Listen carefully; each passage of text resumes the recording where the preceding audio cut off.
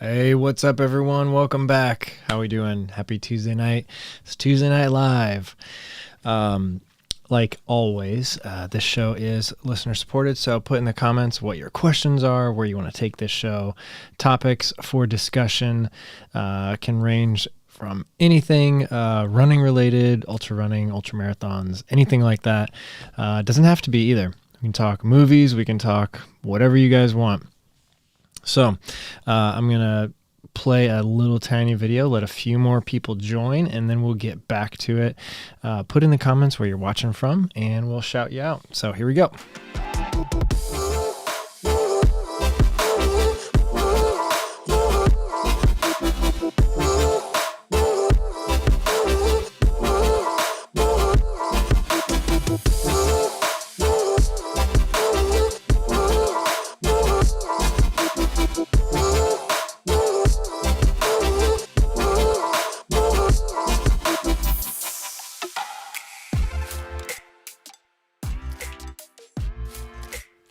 All right, what's up?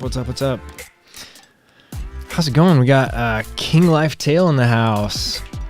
Nathan's in the house. Good day from the not so sunny coast, Australia. Hope you had a good week so far. What's up? Thanks for joining, Nathan. David Sachs is here. Hello from upstate New York. How's it going? Justin Turnbow's here. Good evening to everyone from Tulsa, Oklahoma. How's it going, Justin? Good to see you. Isaac Rubenstein's here from Seattle. Hope you all are doing well. Curious to know what's been up with RC non-elite Ryan. Yeah, definitely not elite here. Especially not recently. Don't feel elite at all.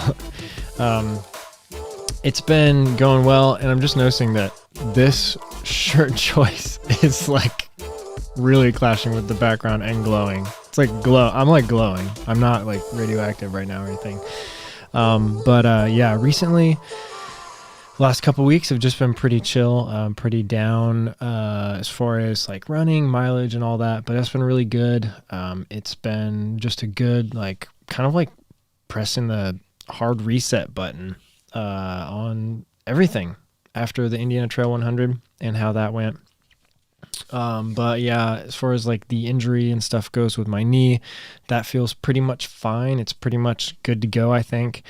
I have been dealing with something with my hip though, and it was also the same side that I fell on, so I don't know if it's actually related to the fall or not, or if it has something, if it's just like some other sort of like I don't know, issue going on, but just a little bit of stuff here and there. But I'm just, giving myself some time. I'm not training for anything specific coming up real soon. I have nothing really on the calendar. So it's good to just kind of get into the winter month. And like I said last week, I'm just ready to get to work on the treadmill mostly because it's already cold here. It's already really, really cold. What's up? Christy Wiley's here. Hello, guys from Pennsylvania. How's it going? Ethan's here from southern New Jersey. How's it going? Stephen McNeil's here from Midland, Texas. Taper time for Saturday's Franklin Mountain 100K in El Paso. That's awesome. Good luck. I think, 100K right now, that'd be awesome. I wish I could do something like that right now in Texas. That would be so cool. Isaac Rubenstein's here. Also, has anyone tried the Innovate Terra Ultra G270 or Salomon Sense Pro 4? Do you all ever just race a few times each season for fun and neglect peak races in favor of getting the experience of racing? Yeah, definitely. So your first question, has anyone tried the Innovate Terra Ultra G270? And the answer is no to that one, but I have tried the Salomon Sense Pro 4. And I really do like those. They are some really, really good shoes, really fun shoes. I've done like up to, I think I did like a 25 miler in them, maybe out on trails, somewhere in between 20 and 25. I have like 70 or 80 miles on them total, and I really like them a lot. Good shoes. And then they kind of pair really well with the Salomon Ultra Glide, like if you need a little bit more cushion. So they're good. Justin Turnbow says, just wanted to give a huge shout out to Tommy Rivs, not only running the New York Marathon, but making it to the finish. Yes, that was really cool. I was, just kind of blown away by all of that. Like something just, it's just super, super inspiring. And Isaac, I think I forgot to answer your second question. So I'll throw that back up here. Do y'all ever race a few times each season just for fun and neglect peak races in favor of the experience of racing?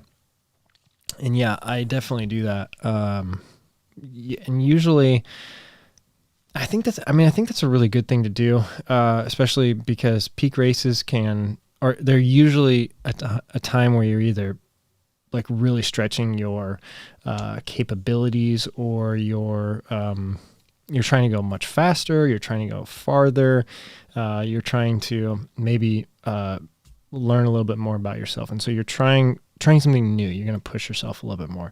So it's really good to have other races throughout the year where you're not like burying yourself as well.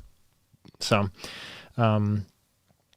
yeah, that's really good. I do that every once in a while. Like, honestly, like last year I didn't do it too much because my races were pretty close together. Like I did a 50K a couple weeks before Cruel Jewel 100, and then I didn't do any races until the Indiana Trail 100.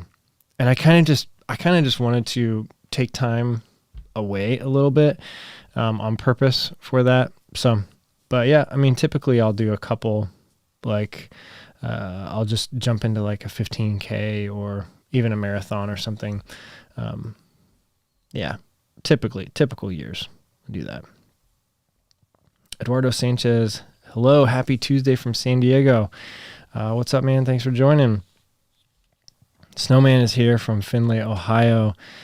Just got good medical news, so it looks like I'm signing up for Mohican 100. Nice. That is a good race. I definitely want to go back and do that sometime. Maybe I should do that. Maybe I should do that next year. I don't know. I was actually I was looking through my list of races. I have like in Notion, it basically looks like a spreadsheet.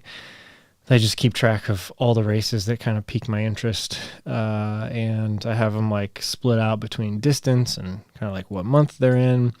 And like if I'll have to miss work on the weekend, different stuff like that, so that I can like kind of like narrow down what my options are. And I try to find maybe like that number one race or one or two A races throughout the year. And then try to nail down a couple more. But yeah, Mohican is one that is a really, like, I really want to go back to that because a couple years ago I made it to like mile 82 before I had to drop from injury.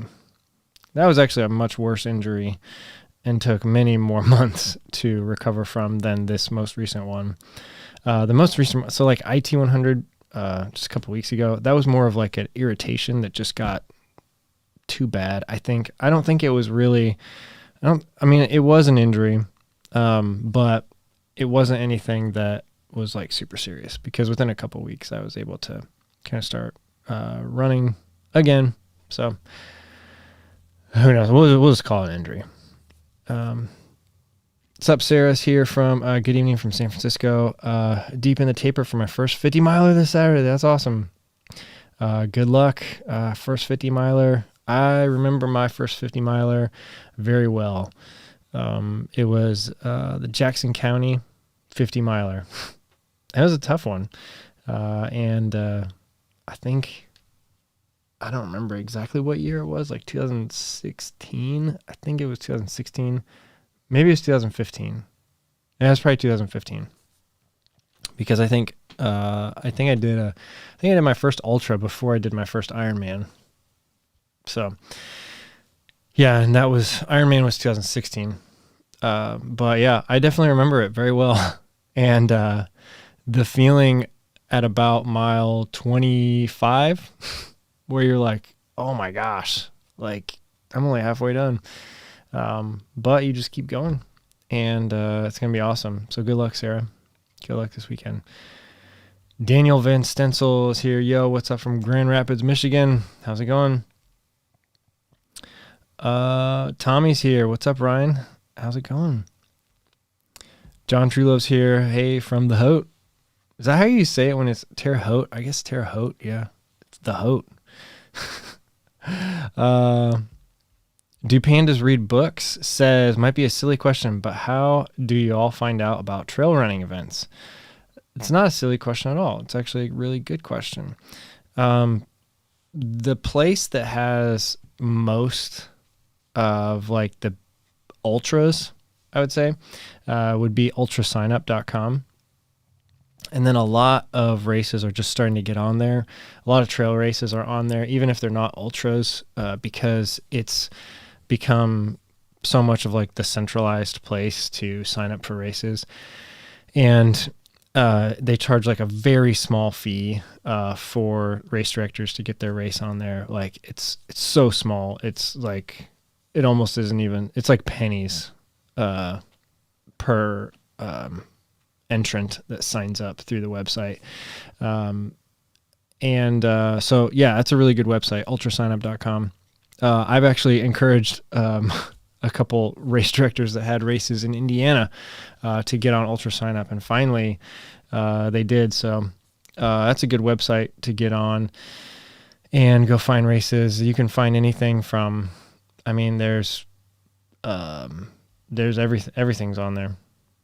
Probably some 5Ks too, all the way up to 200, 250 milers.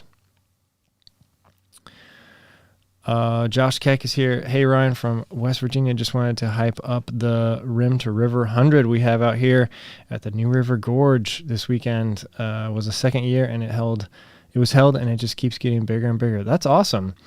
I actually saw some stuff online about that race.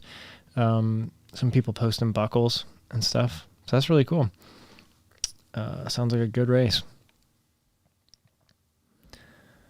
Hello from Panama. This time, not from the difficult to pronounce Guayaquil. I don't know how to say that.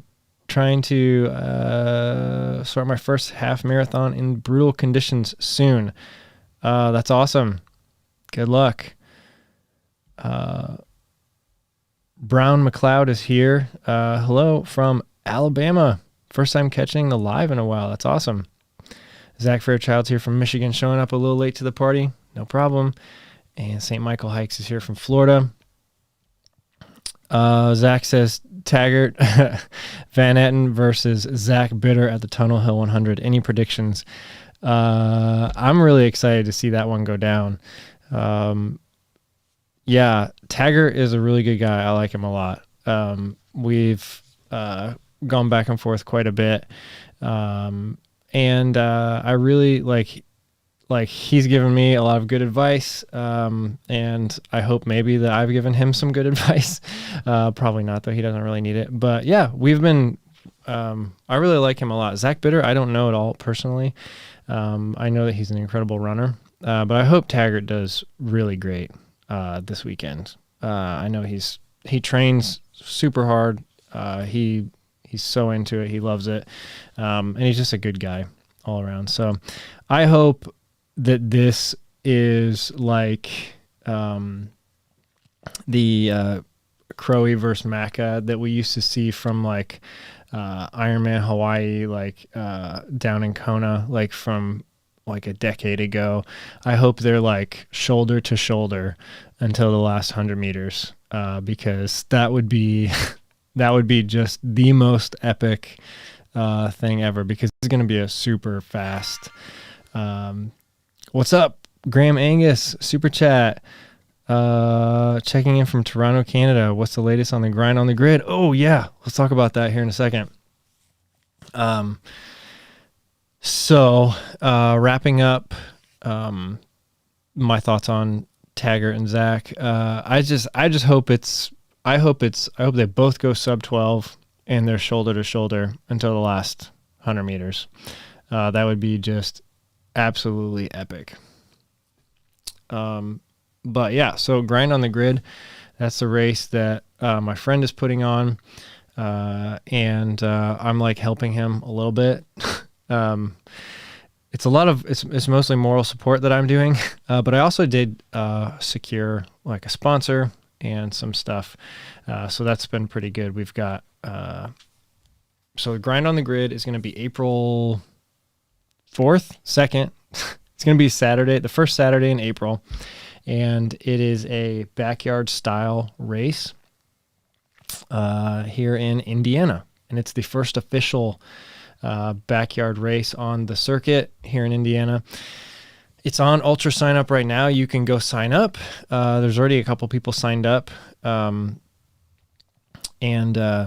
Yeah, so it's going to be, our first official sponsor is Tailwind, which is really great. Thank you, Tailwind.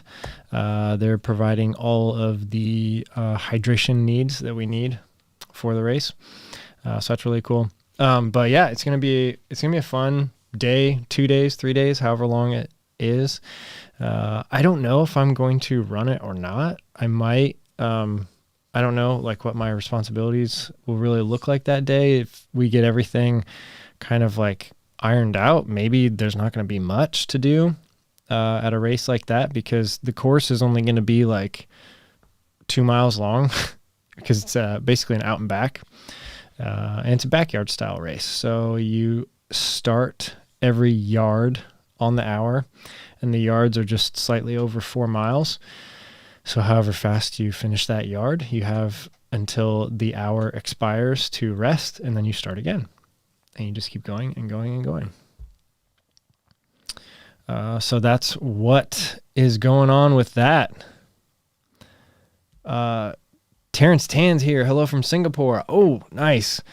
I think that you win so far. So far, you're the farthest away from me.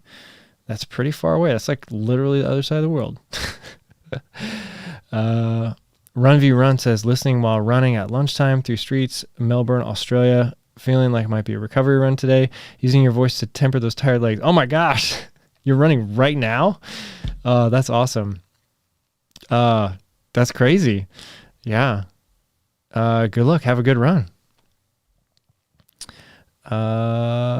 Sarah Odin, great to see you. Nice. Wow. There's a bunch of friends here in the chat.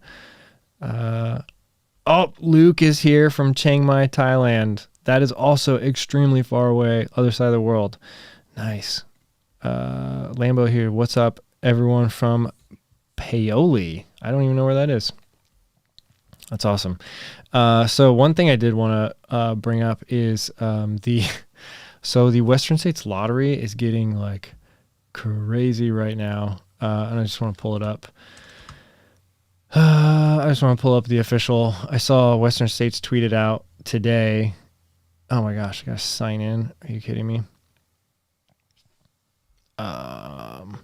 Anyway, the lottery is, I think it's already, like right now, the biggest lottery it's ever been. And there's still a lot of time before it closes. So I don't even, oh my gosh, this is crazy. Okay. I barely use Twitter on the computer. It's always just on my phone. So there's 300. They normally have 369 starters, but last year they were a little bit short. So this coming year, they're allowed to have 385. And the lottery ticket count as of this afternoon, there was 5,472 people entered in the lottery with over 28,000 tickets. And the registration doesn't close until November 21st. So I think last year there was like just over 7,000 entrants. So that's like almost 2 weeks left, and they're already at 5,500 entrants. It's just crazy. It's like mind-boggling to think about how many people are trying to get into this race right now. Yeah, I'll just pull up on the screen right here. I'll see if this works. Please work first time. First time. Nice. All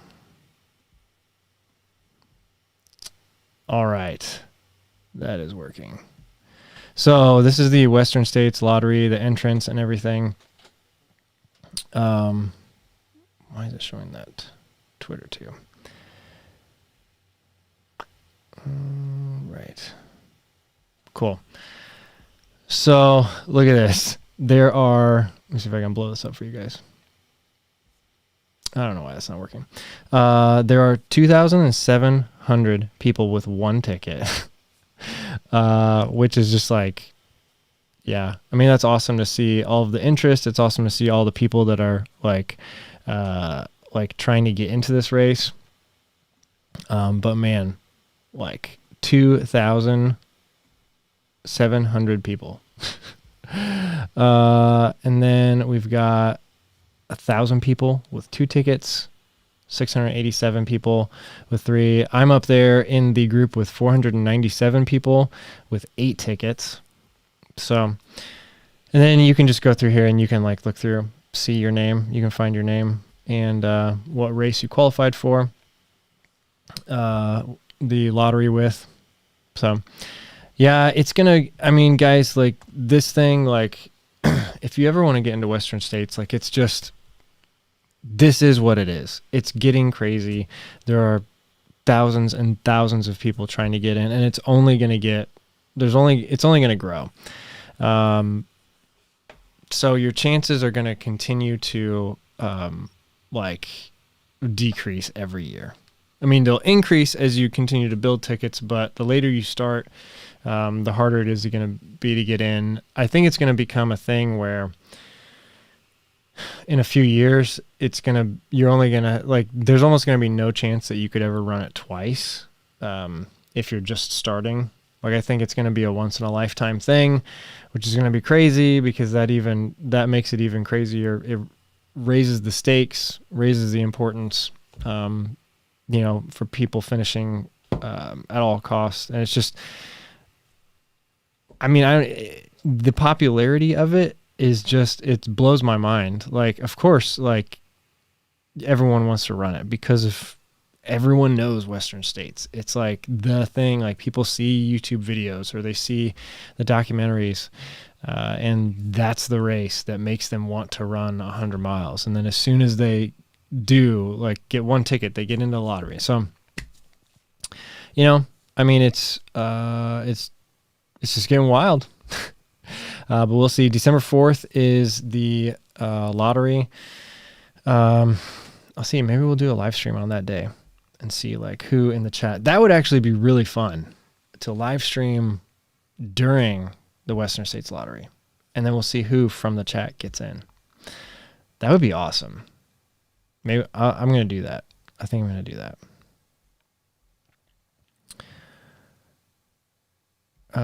Chris says here, hey, from San Antonio, super appreciate your live. Awesome. Thanks for joining, Chris. Lambdo's here from Bloomington, Indiana. That's awesome. Nathan says, what are your thoughts on the UTMB expansion? And actually, so I saw a little bit. I don't really know enough right now to comment on it because all I saw was people's like hot takes, and I didn't really explore it further just because it seemed like people were just complaining. And so I just kind of didn't want to get into it. So I don't really know enough to like really comment on that, on what happened recently. I do know that it's whatever, it's a business, it's expanding. And we can either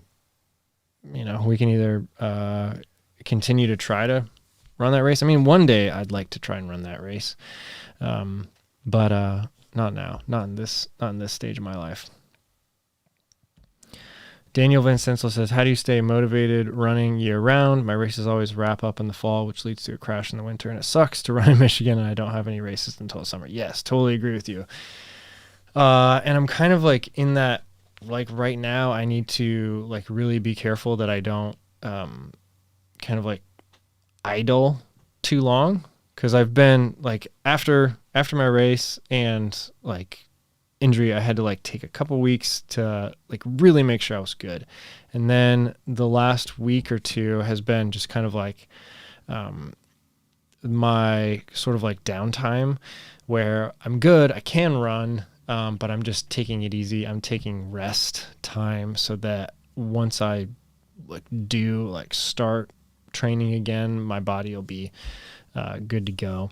But you also kind of got to be careful during that time that you don't idle too long, because then it's harder and harder to start up. So I think anywhere between like 3 to 4 or 5 weeks is a good amount of time, where you're not going to lose much fitness in that time. Like you lose some, but you can gain it all right back real quick.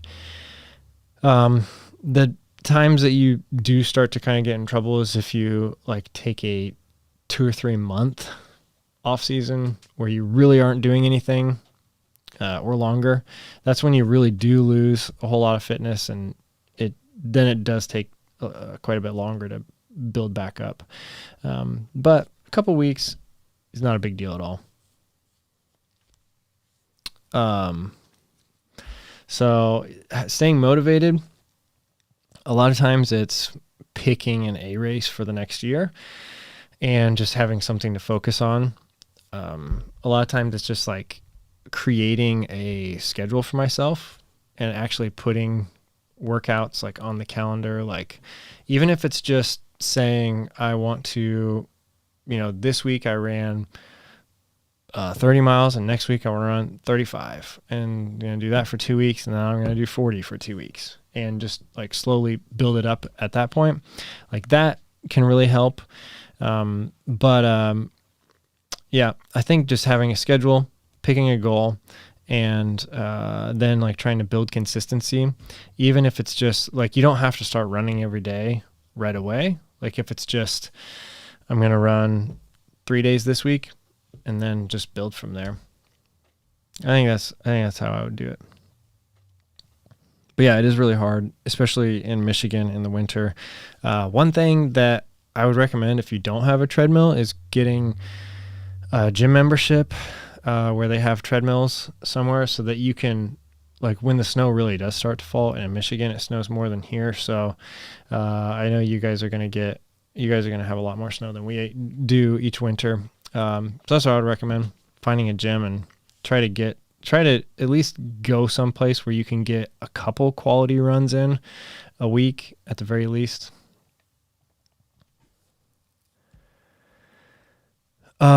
Zach Fairchild says, I tested out the new Hoka Clifton 8 at Stony Creek 50K in Michigan last weekend. Highly recommend that road shoe. Have you had the opportunity to review it? Yeah, I did. I really liked it. I really liked it more than I kind of had the Mach 4 and the Clifton 8 right around the same time. And the Mach 4 really didn't do much for me, but the Clifton 8 I did really like. I felt it was a really solid option for a daily runner. It is a little bit more narrow than some of Hoka's other shoes, and definitely more narrow than other brands. Hoka usually runs a little bit narrow anyway. But yeah, I really like the Clifton 8 a lot. I have a video on the channel about it. Ultra Running Magazine is giving their entry to a runner with the best 250-word story. for Western States. Only catch is you have to be qualified. Oh, that's cool. That's really cool. Maybe someone watching right now can write a 250-word story and get into Western States. James says, "Good morning, Ryan." Well, must be you must be on the other side of the world, because it is night here. And let me tell you, we just had daylight savings time change, and it has been rough. And so daylight savings time, no matter which way it's going, for those of you that don't live in the United States, you probably have no idea what I'm talking about right now. And you probably think that we're crazy, which we are, because it is the worst thing that we could be doing to our right now is just changing times. But twice a year we change. We either roll our clocks forward an hour or roll them back an hour. And it started a long, long time ago. And most people think it had to do with like farmers and stuff like that, but it really didn't. I actually can't remember the off the top of my head the exact reason why it started, but it doesn't, like, the reason why it started does not apply anymore and hasn't for a long, long time, but we still do this. And so we just had daylight savings time where we rolled our clocks back an hour. So we got an extra hour of sleep on Saturday night, which was great. But now it gets like super dark. It was like pitch black outside at 6 p.m. tonight. And that was just like, it gets so depressing when it gets so dark so early like that. And yeah, it's kind of nice having a little bit of light in the morning. But I don't know. So that's been kind of like, my body's been kind of messed up the last couple of days because of that. But back to your question, James, good morning to wherever you are. Just a quick question about, how do you know if you're ready for a 100K ultra race? I've completed a 50K and have a marathon coming up in 2 weeks, and I've run approximately 1,700K this year. Nice. I think that if you've run a 50K, you should just sign up for a 100K, because you have the experience of running an ultra, and 100K, you're just going to have to pace yourself a little bit better. You're going to have to be much more conservative. You're going to have to learn a little bit more about nutrition as you go, because you're going to have to fuel yourself a lot more during 100K than you did during your 50K. But I don't think you'll ever know that you're ready. You just have to sign up. And then once you finish one, then you'll know that you're ready to run one. But yeah, I mean, you're not going to do that much different training for your first 100K than you did for your first 50K. It's going to be just really similar, because probably for your 50K, you were probably doing about as much as you could anyway. So that's really all you can give. So for your 100K, you're going to do about the same. But like I said, it's just nutrition. You're figuring out what you can fuel with for more than twice the amount of time that you were out there for your 50K. But good luck with your marathon coming up in 2 weeks. Oliver from South Korea wanted to thank you for your videos and live shows. They helped me have a great first 50K last weekend. Keep sharing your stories with us. That's awesome. Thanks, Oliver. That type of stuff like really makes a difference to me when like people comment on that. Like, that's just really cool. Because honestly, like, YouTube is what got me kind of into the sport in the first place. Like, watching people like Ginger Runner, Jamil Curry, Billy Yang, some of those guys that were doing it for like years ago, like at a high level. That's kind of like what got me into the sport. It's how I found it. It's how I like fell in love with it. And it just, like, there was a creative itch to start a YouTube channel. And then once I did start it, it was like, it just felt right to be giving back to the same place where I got so much. So that's really cool when it comes full circle and people say the same thing like has happened to them that happened to me years ago. Michael Powell checking in from Brownstown, Indiana. Better late than never. What's up, Michael? Luke Johnson says, move to Thailand. We don't have this winter you speak of. No off season unless 100 degrees Fahrenheit in summer isn't your thing. Oh, geez. Then we do have an off season. Also, daylight saving time is the worst. Yes. I would love to live in a place that was summer year round. That sounds awesome. Winter is my absolute least favorite season. Like, I used to really like it a lot. I think when I was a kid, like, I used to like the snow and stuff, but now it's just like, oh my gosh, like, stay warm, stay hot, let me run outside. Justin says, have you ever used marathons and half marathons in place of your long runs since the mileage is so high?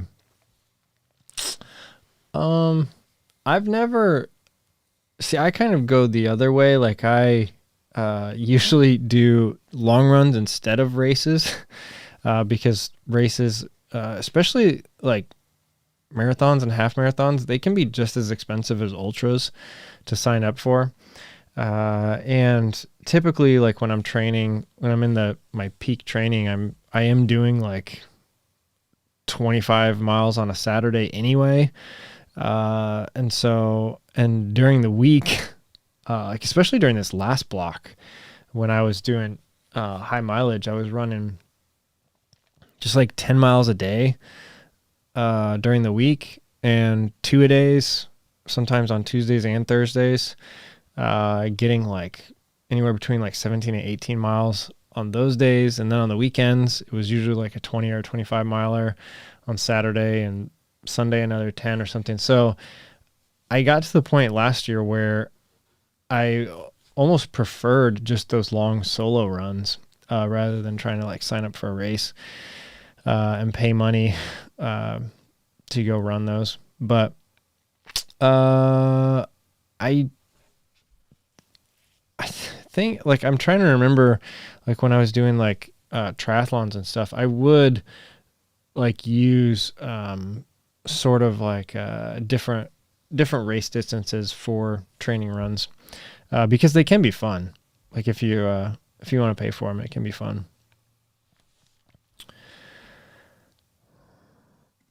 Steve says, what do you do with your shoes after an ultra, especially one as muddy as IT100? I did my first ultra 50 miles at IT100, and I don't think I can wear my Hokas ever again due to the smell. Yeah. I usually, ironically, the shoes that I wore for IT100 are still sitting in the garage, and they're all like nasty right now. But usually as soon as I get home, I'll like rinse them out, and that usually saves them for a pretty long time. Like, I can keep wearing them. Yeah, but just rinse them out with a hose outside, and then I usually just sit them upside down, like on a shelf or on top of like something, like out in the garage, and let them dry out for a few days, and then they're good to go. They might not smell great, yeah, but you can still wear them. I even have the shoe. I still have the shoes that I wore for OPSF 5050. I probably should throw those away, because those are horse trails, and that is not only mud. Brian Steinberg runs too much. Says Fleet Feet is acquiring all Jackrabbit stores next month. Interesting. So I guess we'll need to welcome Fleet Feet to Michigan. That's a big move. Lumatos says, yo, from Avon Lake, Ohio, can I get a buckle cam, baby? Yeah, let's do it. I forgot. Buckle cam. There we go.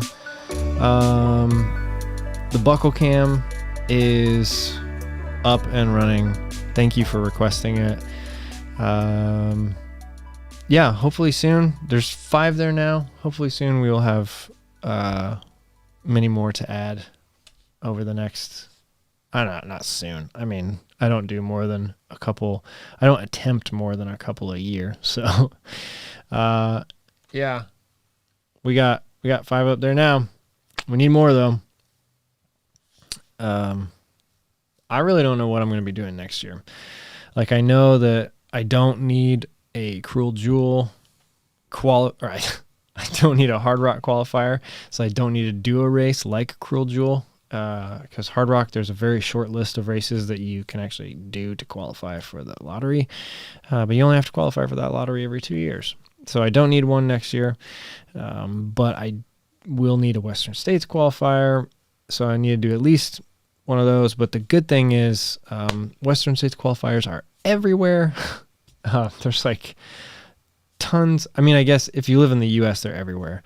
If you live somewhere else in the world, it might be harder to come by. But yeah, I don't know. Like, there was a little temptation to try and sign up for the wait list for Black Canyon in February.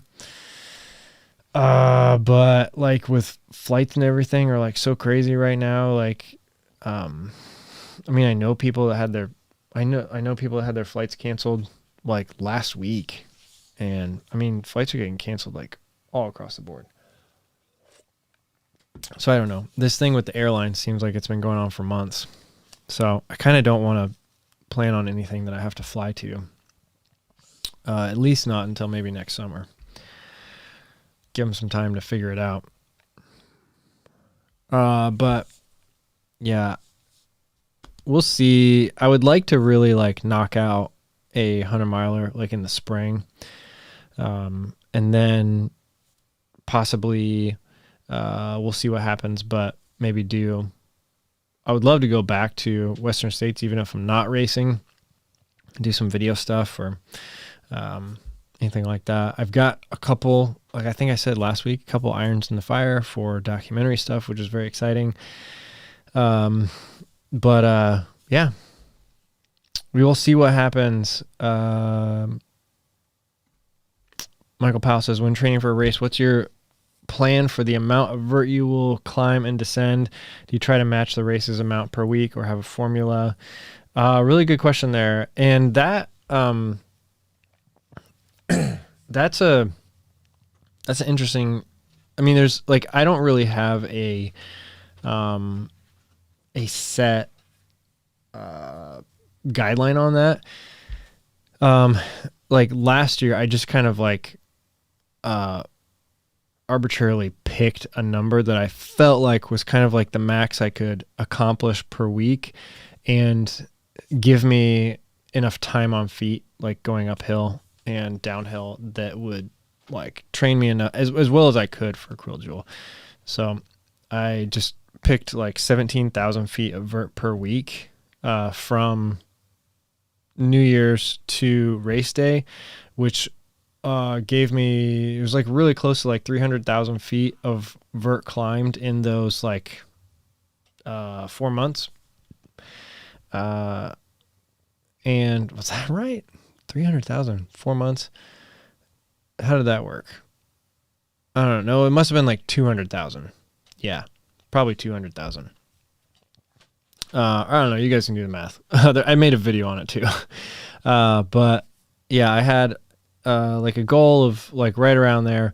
So I was always like pretty much hitting that per week, but it was just like kind of like a shot in the dark. Like I think I can do maybe like 2,000 feet a day during the week, and then 5,000 feet on a Saturday, and then another 2,000 on Sunday. And if I'm short a day or two during the week, I can make up for it on Sunday. It's kind of like that was my thought process. There really wasn't much more to it than that. It was like 17,000 because I think I can do this. And then it ended up like actually being like pretty good, because that gave me a lot of time on feet going uphill. A lot of it was on treadmill, but I was able to get a ton of it outside too. Yeah, if I got into like something like Hard Rock, I would probably do a little bit more, especially leading up to the race. I might not do so much as far out, like, and this is like kind of what I'm thinking moving forward is if I get in, like the next time I train for a mountain race is maybe like just holding off on the crazy amount of vert until maybe like 8 to 9 weeks out. But working on like actual weights and strength training before then. Because kind of looking back, I feel like a lot of my work like 4 months out, when I was just walking uphill on a treadmill for like 2 hours, probably wasn't as effective as it could have been. Whereas maybe if I ran for an hour and a half and got like 10 or 12 miles in a run and then came back and like did some weights for like 20 minutes or something, like that 2 hours probably could have been spent better 4 months out from the event. So that's how I would do it if I went back to it, is I would save kind of like the long hikes where you're just doing a ton of just uphill, where like maybe 17 to 20,000 feet of vert per week.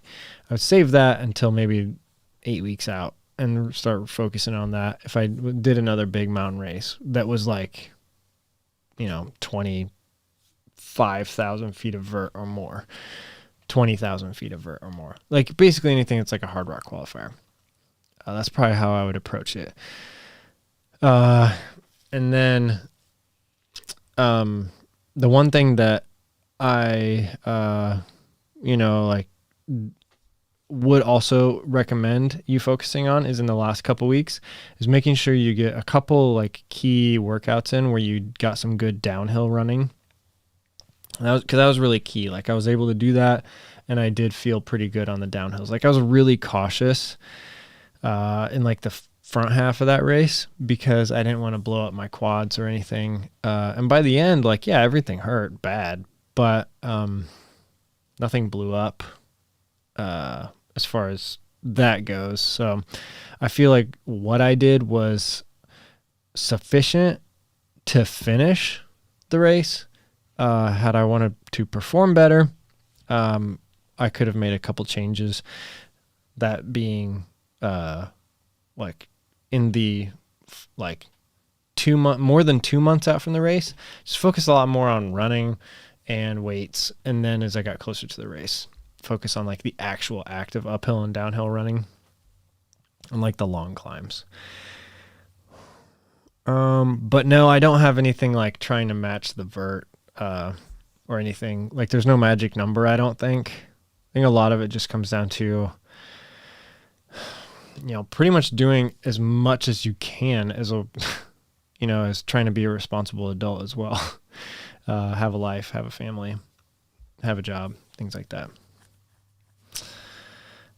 Josh says, you ever looked into Arrowhead 135-mile winter race in northern Minnesota? It looks insane. You have to haul all your winter survival gear with you on a sled, and there are only 3 checkpoints. Yeah, that honestly, like, that sounds like the worst race ever to me. Like, I do not like winter, and I don't like hauling stuff. So,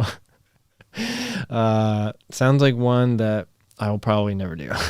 But I do know about it. I respect everyone that's done it. But yeah, it's just not for me. I would rather do Badwater than Arrowhead. And that's saying something because I don't really like road running ultras. Miguel says, any thoughts on managing your personal running data? I have an Apple Watch and I'm not sure where I want that data to land. Yes. Get on Training Peaks. It's free to sign up and you can import all of your data. The only thing that's kind of difficult with an Apple Watch is that you need a third party to get your data from Apple's ecosystem to anywhere else. And that's a little bit frustrating. Like I wish Apple would just kind of like make that a little bit more open. But there's an app called RunGap, and it's like $2.99 a year or something like that to pay for their service. But you just download this app, just sign up, $2.99 a year. It's nothing. And you can, in this app, like you log into your Apple Fitness, you log into Training Peaks, Strava, like all of these, and then you can just set it up to automatically export. So if you have an Apple Watch, you can get your stuff to Training Peaks real easy. And then once your data is going to Training Peaks, you don't really have to do anything with it. You can just start storing it there, and that can become like your lifetime picture of like all of your data, all of your running. It keeps track of everything. It keeps track of all the miles, every single workout you've ever done. Gives you a performance management chart over the years. It's just really, really awesome. I could show you guys what it looks like, but I think most of you guys have probably seen it, seen my Training Peaks, but I'll just show you like quick, like what the dashboard looks like right now. So this is my Training Peaks for like the last, let's see, this is 365 days, but I can even go further back and show you like custom, let's do custom date and like 2000, I don't know, like 15. When did I start? Like we'll just put 2015 in there. But yeah, you can see like this is all my data. Like this is my seasons of like this is my performance management chart. So this is like all the workouts I've ever done since 2015. So, and I think oh shoot, sorry, why is this playing? I hit the wrong button. But yeah, it even goes back like further than that. And what you can do, like once all your data is in there, like I said, you don't have to do anything with it. It's there. And you can store it. You can continue to look back year to year. You can see like how you were progressing. You can get all these reports. Like you can see like what your total mileage was, like how much time you spent in heart rate zone 2 in the month of February 2017. So like it's just like an insane amount of ways that you can like analyze your data. But I really love Training Peaks. So that's what I would recommend. Justin says, all hail the Buckle Cam. Yeah, we just did it, but we might as well do it again. Let's go. Here we go. I'll put on a different song this time. Yep, there we go. Thanks, Justin. Luke says the best part of the Buckle Cam is the background music. Okay, heading off to work. Take care, all. Nice. Have a good time at work, Luke. Justin says, how do you deal with the difference in zones between Strava and Garmin, especially zone 2? Yeah, that's a sort of annoying thing. For me, I don't even pay attention to the zones in Strava. I think you can set them up manually. And this is what I would recommend is doing a certain test. And I believe last year, maybe in January or February, I posted a video on a bunch of different tests and things that you can keep track of. One of them's like a lactate threshold heart rate test you can do on a track, and that will give you like the instructions that I put in there and like how to calculate it. That'll give you your exact zones. And then what I would do is just manually enter that everywhere that you can, and then hopefully that will stick, and then your data will be the same everywhere. Like when you look at your Garmin watch as you're running and you have like the zone odometer, you can see like what zone you're in. And then when you put your stuff into Strava, hopefully it works. But sometimes they change automatically. Sometimes it updates based off of like Strava thinks you did a threshold run or something, and they'll update your zone. So I don't like how a lot of that works. But typically I don't pay attention to the analytics in something like Strava or Garmin or Polar or Coros or Sunto or any of the other platforms that are out there. I just, whenever I'm analyzing data, it's always in Training Peaks. And Training Peaks is really easy to keep everything exactly how you want it.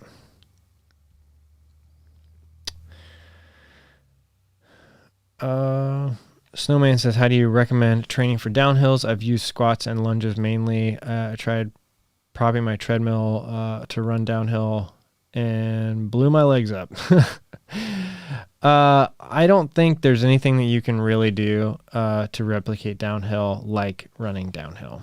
And Jason Koop talks a lot about this, somebody I really respect a lot. And he talks about that. It talks about just like, don't even like, you can like do like weights and stuff for strength training, but that's just kind of like for general strength training and potentially injury prevention.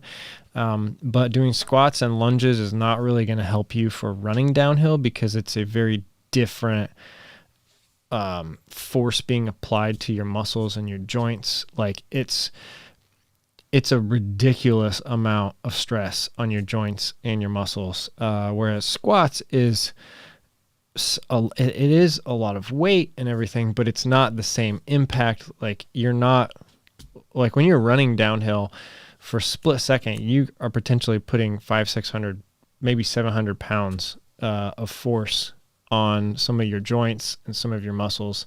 And you really can't replicate that when you're doing weights safely. So the only way to really train for downhills is to run downhills.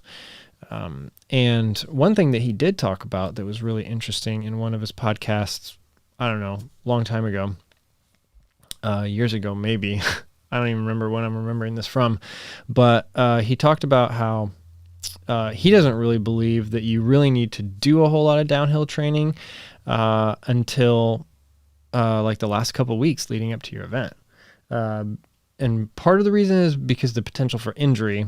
And so you kind of like reducing the amount of time that you're doing that can help reduce the potential for injury. But then also he says the adaptations come really quick. So I don't know if you trust him. You can just kind of wait until the last couple weeks and then just do like 2 or 3 downhill running workouts and you're good to go.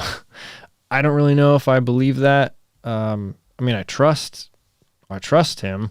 I trust what he says. But I don't know if I would have confidence in myself to wait that long and then only do a couple like downhill focused workouts where you're like really running hard downhill. Especially if I got into something like Hard Rock or something, or Western States. Yeah. Like I would put a lot more focus on it because I'm also not an elite athlete. And I don't know if, potentially he was talking about that, but yeah, it's one of those things where, propping your treadmill up or, some of them, like I know some NordicTrack treadmills can go downhill like 6%. And so that could probably help because you could probably get, you could run for a decent amount of time. Like you could run for 30, 40 minutes downhill like that. But 6%, I mean, most of the stuff we run down is more than that. So you're getting a little bit of the effect, but not a whole lot. Hopefully most of us can access at least one hill or something. Around me, there's not that much. When I train downhills, I really have to go to like, there's like 1 or 2 parks that have 1 or 2 hills that are like 100 feet. And then I just do repeats over and over and over.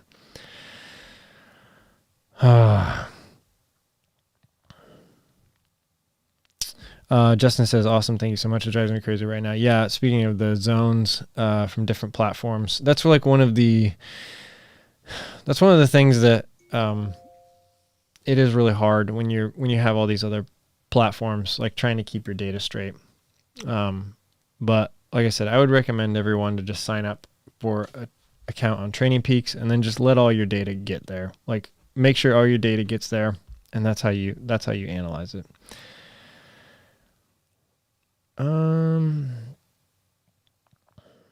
So yeah, let me know if you guys have any last minute questions or anything. We just hit an hour.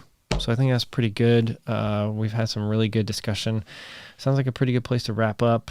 One thing I am like, so pretty soon, I'm testing out stuff like, streaming on Twitch, seeing if that will gain any traction. Anybody, out on Twitch. So I might, if I think I'm going to research some of the cost and stuff, but might start doing like, streaming on both at the same time, YouTube and Twitch. But I don't know. We'll see if that happens in the future. Maybe Twitter too. So yeah. But this is also going to be in podcast form tomorrow. So watch for that. But yeah, that's it for me, guys, tonight. Thank you all so much for joining. I hope you have an absolute great rest of your week.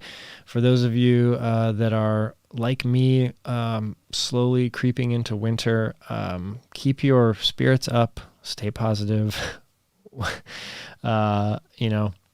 We have a few more days of fall left, probably another week or two, probably, before it actually really feels like winter. And then we're just going to have to work hard for a couple months until the sun comes out again and we have spring again. So that's it. Stay safe. Keep running. And I will see you all again soon. Thanks. Bye.